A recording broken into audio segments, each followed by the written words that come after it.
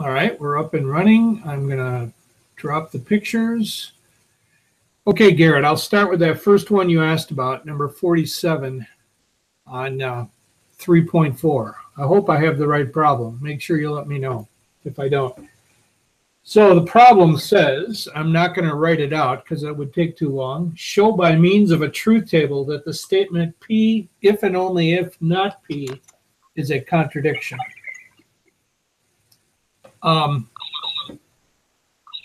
Yep, I can hear something. Are you trying to talk? Okay. So anyway, yeah, I interpreted the double-sided arrow as if and only if. I don't know if you're remembering that from the video. So, of course, P can only be two things. It can only be true or false. We're also going to need a not P. And whenever you do the negation, it's the opposite, right? So if P was true, not P is false. If P was false, not P is true. And now, here's the problem we're supposed to do. P, if and only if, not P. So I'm going to just quick copy P, just like we have over here on the left, true and false. Over here, not P, false and true. Now, do you remember the rule for the double-sided arrow?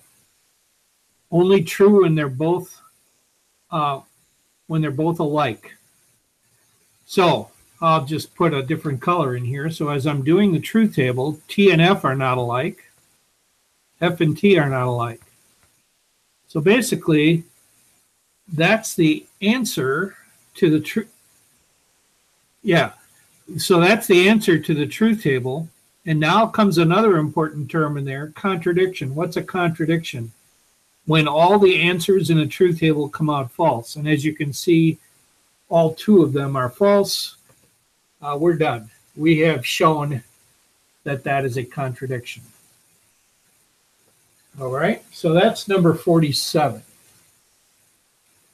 Any follow-up to that? I see your comment that you needed the if and only if rule spoken out. Yep, and we'll be doing a lot of that tonight because those rules are like, wow, 70, 80% of the chapter. Okay, now the next one you asked about is 53. Now this one, there's quite a bit too. So let me get a clean page here. So this is 3.4, number 53, page 144. So we're given two statements. Not P or not Q.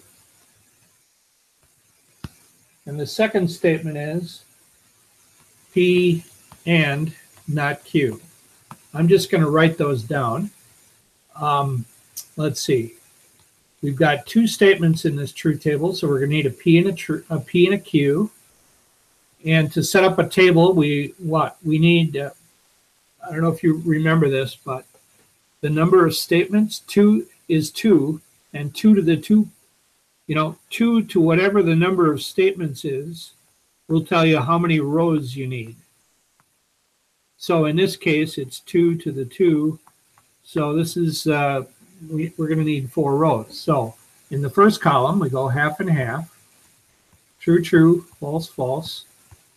And you can see we made a change every 2. Now we got to cut that in half and make a change every 1. Okay, so we got our basic truth table set up.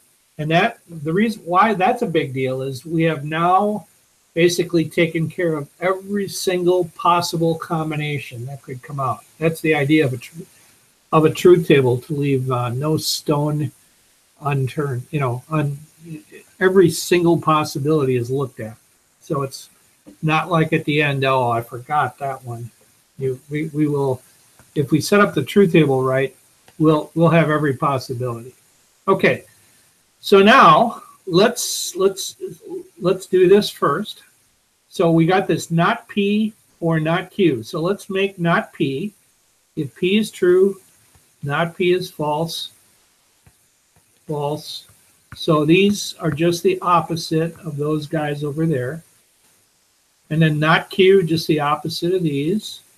False, true, false, true. So those are basically those guys inverted. All right, and now in between there, and I'll change to black, we have to use the OR rule. And how does the OR rule work? False only when they're both false. False only when they're both false. So these two are false, so that's false. They're not both false. They're not both false. They're not both false.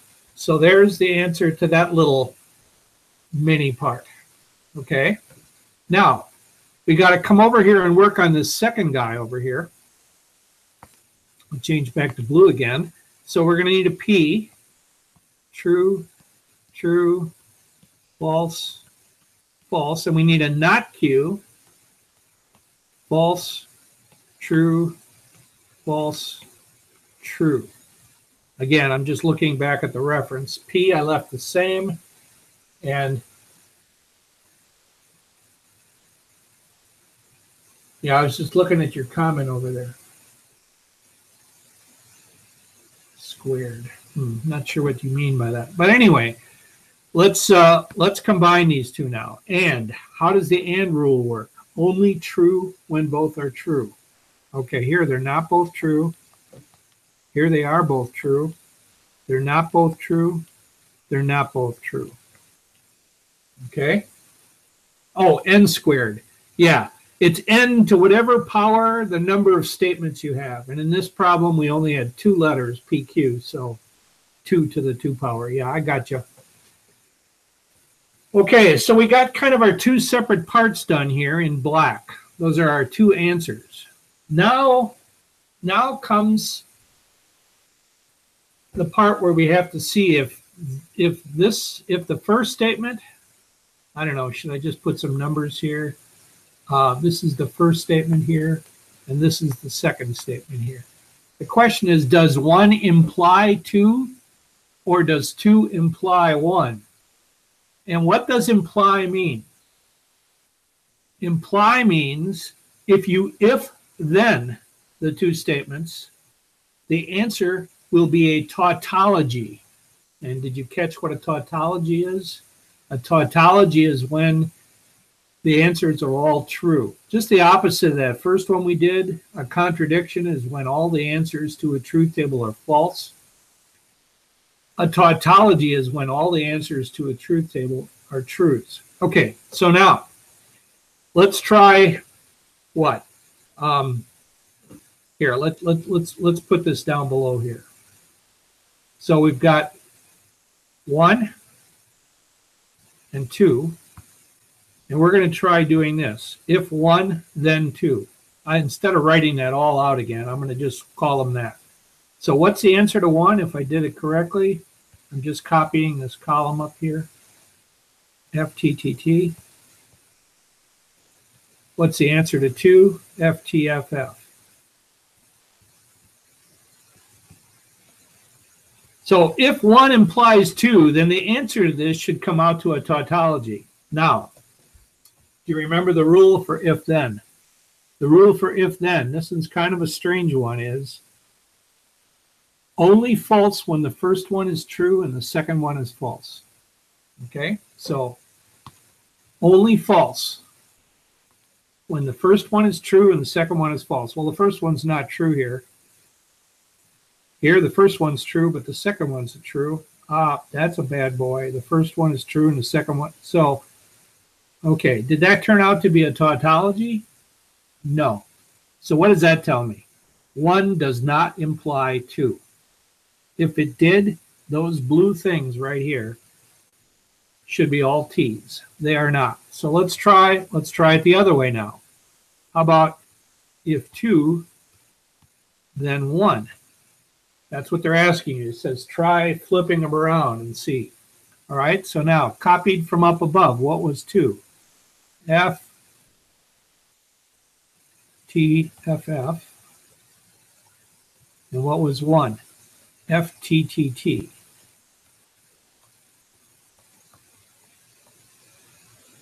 Okay.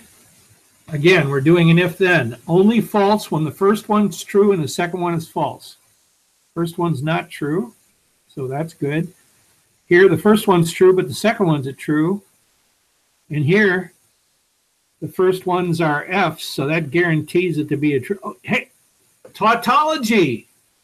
So we just found that number 2 implies number. So when this happens, that this if-then turns out to be a tautology, the symbol changes from if-then to, sorry, my pen did this symbol right here is the symbol for implies.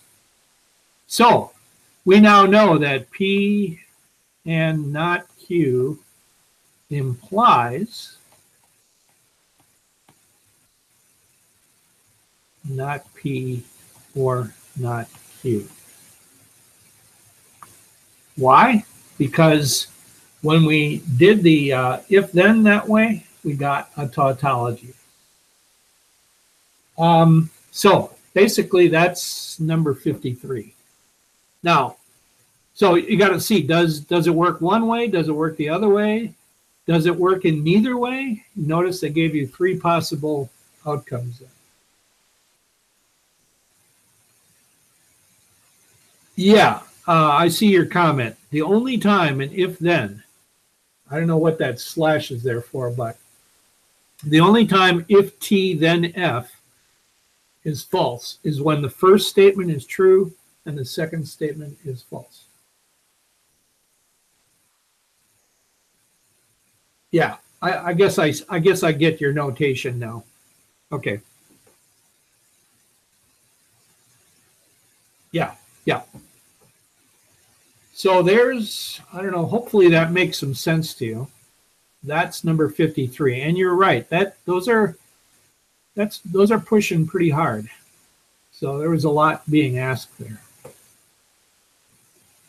And we had to know what a tautology was. You have to know, you know what, what I've noticed, Garrett, is that students have a tendency not to remember what an implication is. And I can guarantee you there will be something on the test about an implication.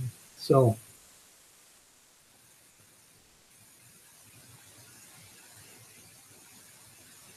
good questions, Garrett. I can hardly believe you're the only one in here. Must be everybody is getting piled up with work. I don't know how many classes people are taking, but I figured this was going to be a big week for questions.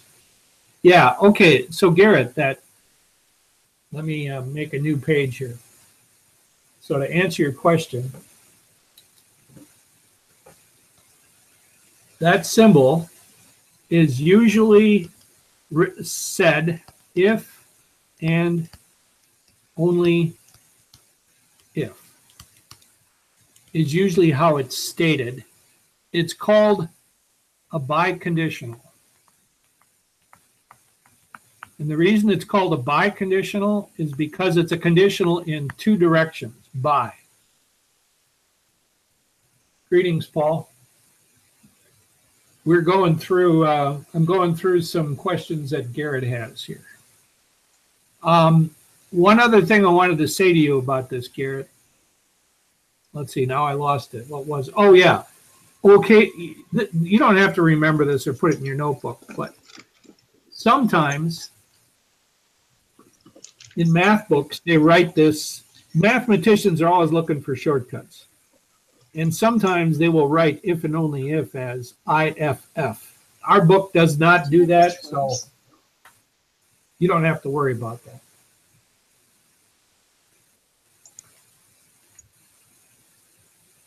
I am, yeah, I see we have Chris here too. Welcome, Chris. Hello. Had to look at the pictures to see who's there because I had the pictures off temporarily. Yeah, we're just, you'll be able to see this if you look at the video, but we did go through Two questions for Garrett. This one, number 47 on 3.4. And the second one we went through was Yeah, I saw those. 53 on. That helped me out a lot. That cleared tables up quite a bit for me, actually. Thank you.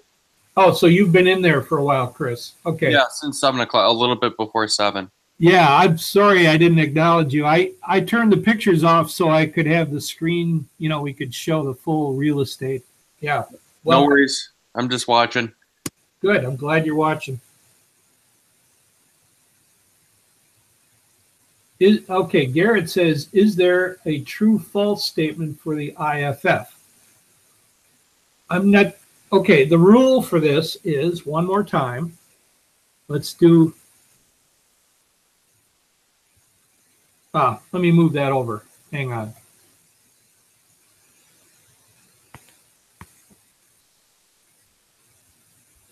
So, P, Q, the rule is, again, I'll demonstrate it here.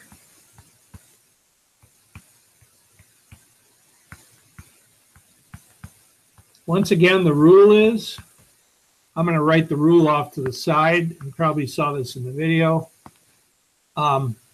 Only true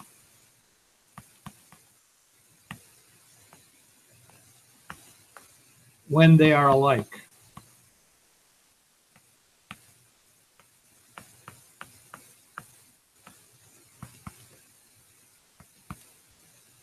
And here's what I mean by that. TT, they're both alike. TF, they're not alike. FT, they're not alike. FF, they are alike. So, yeah, so that's I think that's what you meant by your question down here. The rule, yeah.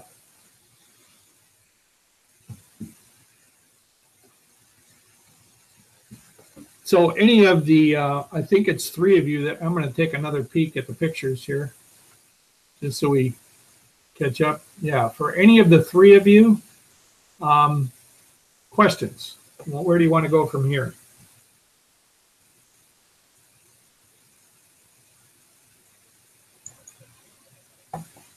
No questions for me. This is Paul. Everything seems to be going along. Definitely challenging, but I think I'm doing good. I'm glad to hear that. You guys probably can tell that in the last chapter and in this chapter, actually, there's quite a bit of emphasis on memory work. Not a lot of memory work, but in this case, you got to learn those rules and you got to have them just nailed, And how many rules are there? Well, there's and, there's or, there's the exclusive or, there's if then, and there's if and only if. So what is that, 5 rules, I think? And you really got to know those cold. Now, normally what I do, and I'm going to see, I don't know if I gamble and turn the camera on, but I usually do these.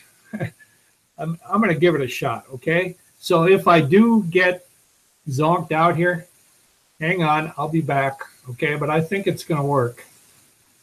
So let's see. I'll turn my camera on.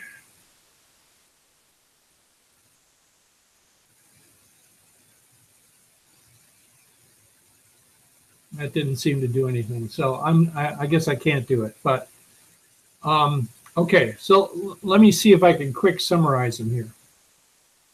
Okay, rules. So first of all, I don't know if I have these in order, but the first one is and. And the rule is only true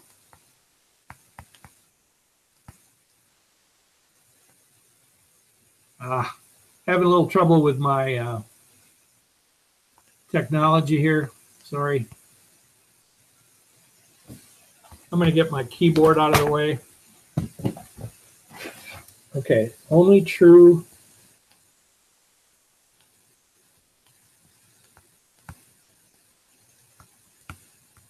when both are true. If I tell my wife I'm going to be home by 5 o'clock and I will go buy bread, then I better do both of them if I'm going to be counted as being truthful. So only true and both are true. Okay, the next one I believe we had in order was good old, and that's actually what? That's inclusive or, meaning you can have one, you can have the other, or you can have both. And that one is what? Only false when both are false. By the way, these little sayings are just my little ditties, okay? I have found them to be helpful with memory work, you know, when you're trying to get these, because you sure can't do it by, you know, you got to have some English technique usually works for memory work. Okay, then, remember the one that's not in the book? That's called the exclusive or. Okay, now I got to remember, how does that rule work? It's the same as the one above it, except it doesn't accept both being true. So it's like, did he make the field goal or didn't he? It can't be both. You can't make a field goal and miss the same field goal. So there are times when you need the exclusive or. So that one, let's see, how do we, I can't remember my little ditty for that one. So true only when they're different. That's it. True only when they are different. By different, I mean true, false, false, true. All right, then what? Well, negation, that one's easy. It's just what? Opposite. By the way, I forgot to mention that one before. And then we have if then, the conditional. Only false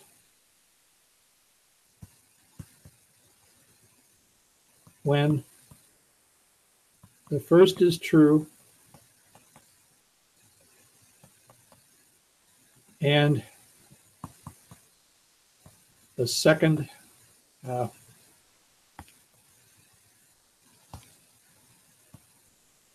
is false.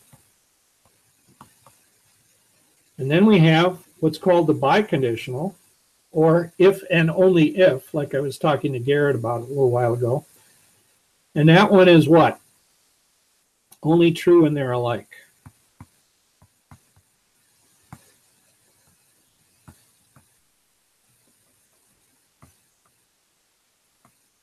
By alike, I mean TT or FF. Sorry, this is kind of sloppy, but hopefully that helps. So those are the little ditties that I keep in my head to remember the truth table rules. Yeah, and those are the same, yeah, and then I went through the hand motions, and that's the reason I was going to turn the camera on. I was going to maybe do that, but instead I just showed you the symbols. So honestly, that's like 80% of the chapter. If you know these cold, and I mean you really know them well, you've got most of your problems solved. That is 70% of the chapter right there. So yeah, there is memory work. The good news is there's not a huge number of things to memorize. So anyway.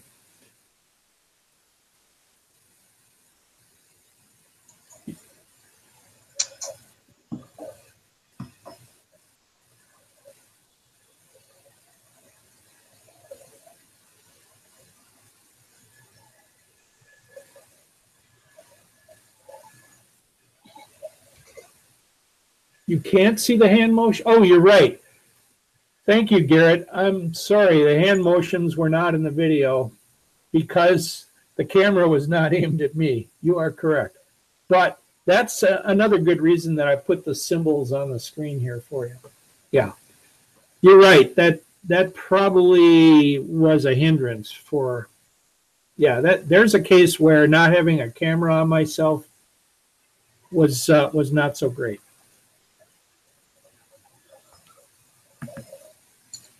Well, thanks for sharing those.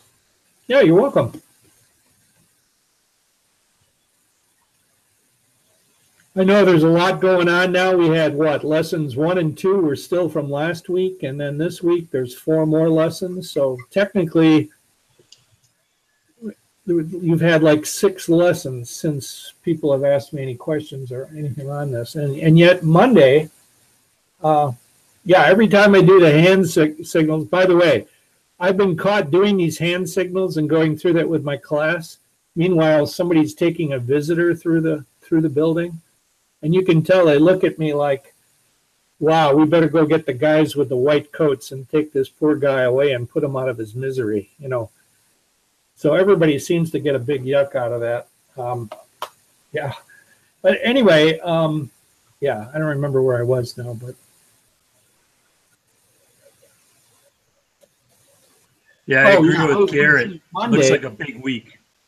Yeah, it's been a big week, and Monday I was kind of surprised. There were only a couple, you know, there weren't very many people in the discussion, but that's okay. I know everybody's busy, and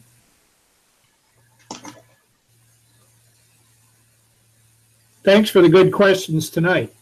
What else can we go through? Chris, did you have anything you want to bring up? At this time, no. I'm still working on the homework. Yep. I'm just about to dive into 3.5. I did the notes, and I'm just gonna start on 3.5 or 3.6. I can't remember which one. Okay, so you're well into the chapter. That doesn't sound too bad. Yeah, I just need to get through next week the test, and then it's I excel more in the algebra and trig and geometry and that kind of stuff. So this is a little bit of a struggle. Well, see, that's the hard part of these first 2 chapters is almost no one has had them. Even though you know basic logic, otherwise you wouldn't be able to survive as a human. Nevertheless, this terminology, symbols, and all of that is new to everybody. So you're right. That becomes a challenge. On the other hand, I'm thinking it's a pretty manageable challenge. At least it's not super complicated or long. So in the past, I've noticed that, you know, given a little time and patience, students seem to do pretty well with this. So I'm hoping that's the case with this class.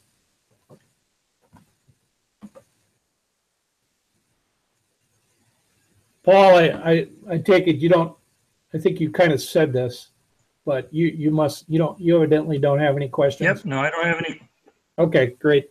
Thanks. Nope, I don't have any questions. So I'll be just like the other guys. I think I'm going to dive in, finish up the assignments, and I'll drop off for the rest of the evening. Thank you for what you've went through so far. Really appreciate it. You are welcome, Paul. Thank you for being here. You're welcome. Talk to you later, guys. Bye, Paul.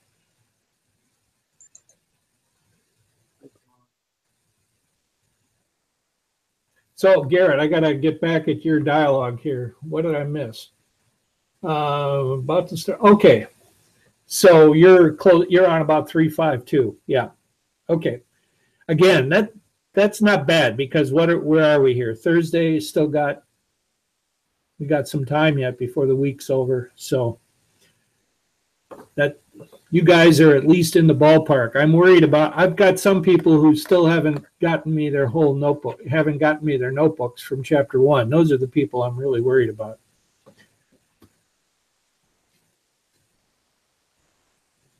Yeah, that's what I said. Oh my.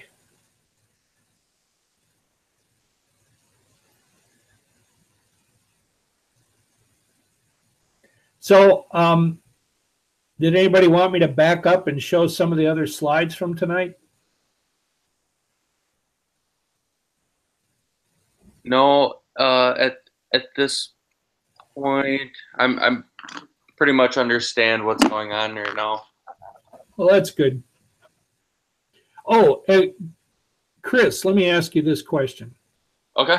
I honestly don't remember. So if I don't remember correctly, I apologize in advance. Chris, did you ever send me your information?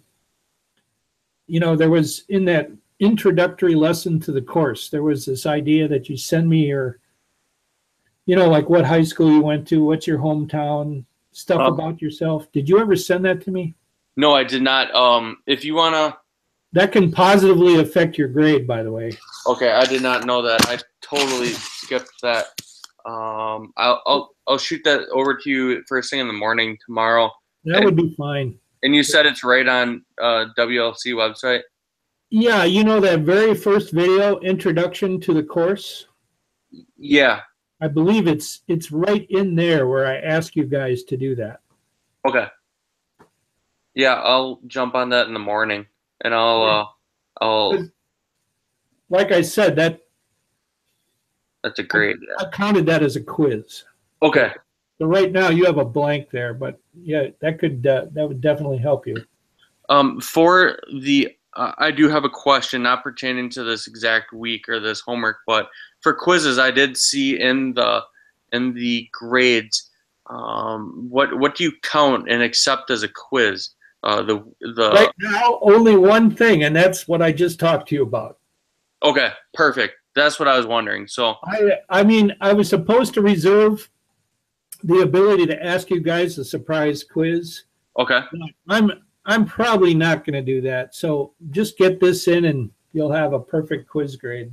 Okay, perfect. And you said that was that was under which area? I'm on Moodle. When you're on the videos, I believe it's the one at the very top. What is it? Intro to course or course introduction? I can't remember the exact time. Here, I'll look. Videos. I don't see a tab on my computer just for. Okay, here's what the web page looks like. Okay, sorry. 1 second. Okay. Yep. And way up on the left, where my cursor is. Course introduction. Okay. Yeah, course introduction. It's in there. Perfect. Yep, I got it up. I see your face. Yeah. So in there, you'll see. I'm pretty sure I put up a slide that has the things I'm looking for. It's not a big deal. I just want you to tell me a little bit about yourself. Oh yeah, absolutely. I'll get that done first thing in the morning. Sounds good, Chris. I appreciate it. Yep. So Garrett, 8 hours a week, huh? Yeah, that's a lot of work, and I'm sure that puts a strain on the rest of your life. That really does. Yeah, I wasn't.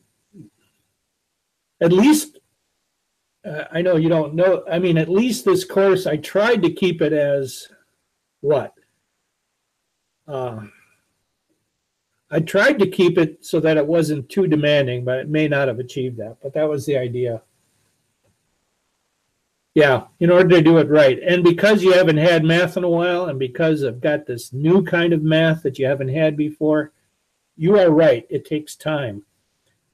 And then watching those videos takes time. Yeah, you're right. I appreciate the fact that you're putting in that quality time. Yep, you're right. You're right, Garrett. Of course, that's the reason you got such an awesome notebook grade. So it did pay off.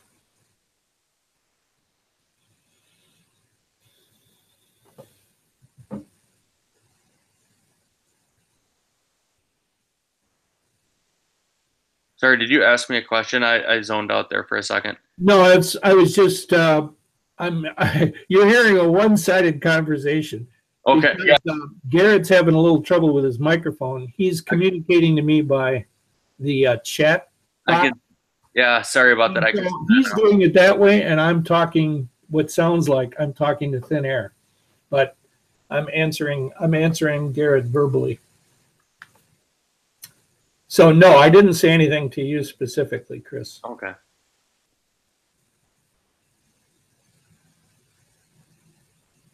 So, Garrett, does that mean you're going to be gone all of week 10? Oh, just from Thursday on, huh? Yeah. Well, we'll work it out. However, we'll work something out so that you can, it's not going to keep you, I'm not going to let that keep you from finishing up. We'll figure something out.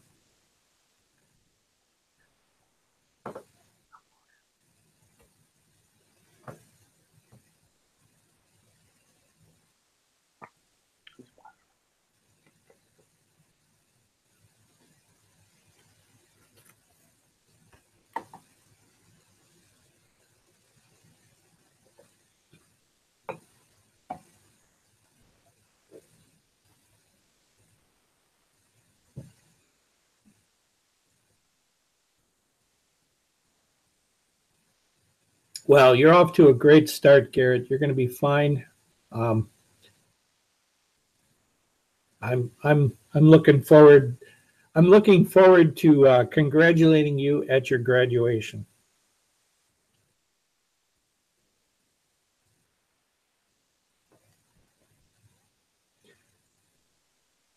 Chris, I was trying to remember, how far along are you in your program? I have, sorry about that. I have this class, and I am starting my capstone next week. Which I found out is a ton of work. So my last class is early August, and then I'm done. And how long? How many weeks? Is that a 10-week course too, or how many weeks is that capstone course? 5 weeks, 2-week hiatus where we brush up on all of our presentation skills and stuff like that, and then you give your final presentation, and then it's a pass or fail, I believe. I got you. Yeah, my son graduated from this program, and I'm so happy that he did.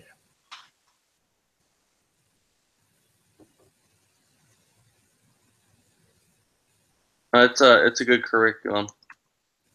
Well, good. I'm glad you feel that way.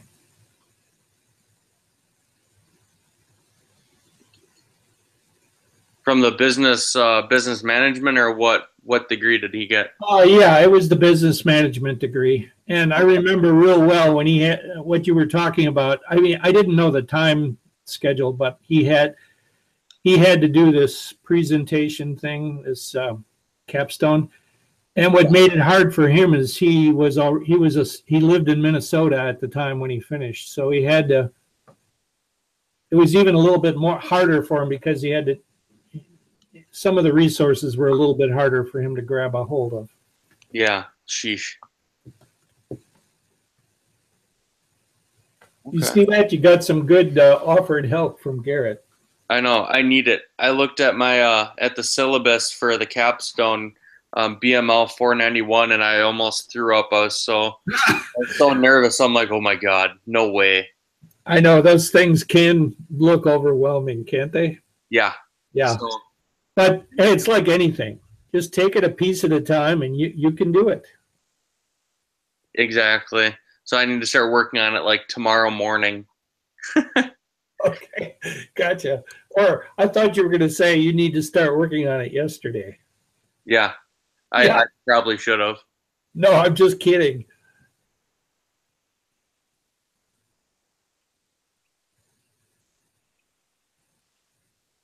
Well, you know, Garrett, Garrett just made a comment on that one piece at a time.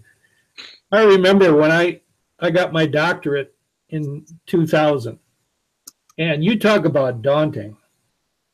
Oh my goodness. I mean, you basically have to do a research project and write a book. Sheesh. And when you first look at those requirements, you're like, oh my goodness. There is no, you know, your first thought is, you've got to be kidding me. And hey, you start working at it, you're determined, and you set aside regular time for it. Anybody can do that. I mean, just about anybody can do that. So I'm sure you'll be successful, Chris. Yeah, thank you. I wish I would have started this a little bit sooner. I just accepted a new job position. I start Monday, so this will be fun between training for that job and doing other schoolwork. So. Wow, so you got all kinds of things going on. Yeah. And let's face it, all the people in our program Well, they're very busy people, if nothing else, because they're taking all these things. But the fact that they have the ambition to get their degree, well, it says a lot about all of you guys. Want to get it done.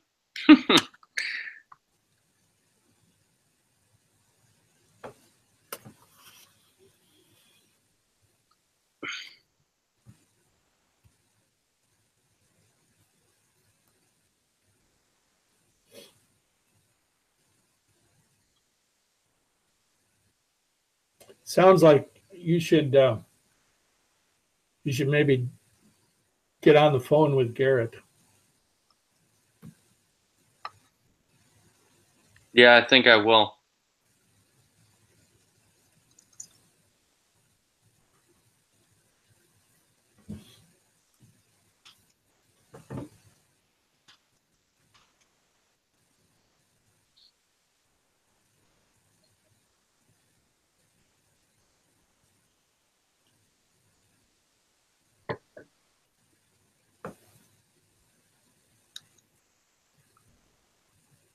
How do I share my Google account?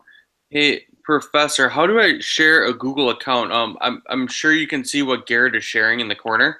Yeah, just write write down your email address. Okay. Your Google email address would be best. Do you know what that is? Yes. I think that's what he needs, and then he can send you some stuff. Perfect. Yeah, sounds like it's done in Google, so he'll be able to share it with you, just like I was asking people to do with their notebooks. There you go.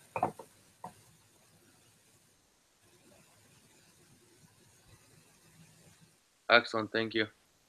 Yep.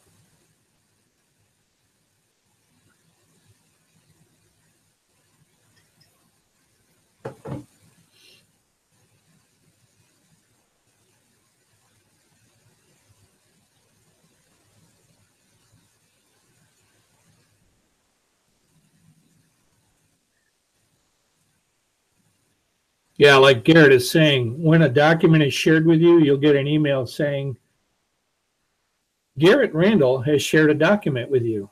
And you'll see there'll be a link, and you click on the link and you can view the document.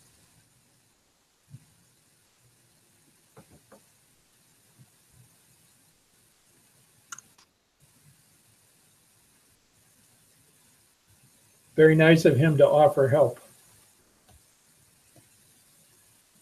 Yes, it is. I mean, I'll take whatever kind of help I can get. Sure.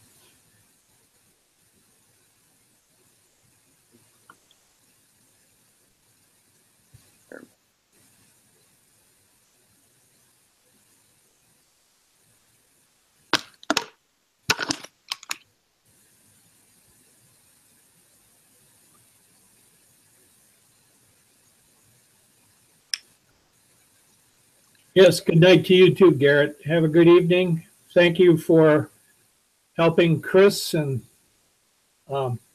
thanks you guys for asking good questions. I appreciate it. I think if Garrett's gonna sign off, I think Yep, I think we've kind of reached the end for tonight. Sounds good. All right. Have a good evening. You too. All right. Thank you. Okay, Garrett, now I'm going to show my stupidity. What is TTYL? I think he just left. Talk to you later. Ah, thank you. Thank you, Chris. There you go. Now you learned something new today. You're teaching your professor. Thank you very much. I love it. All right. Have a good evening. You too. Good All night. right. Goodbye.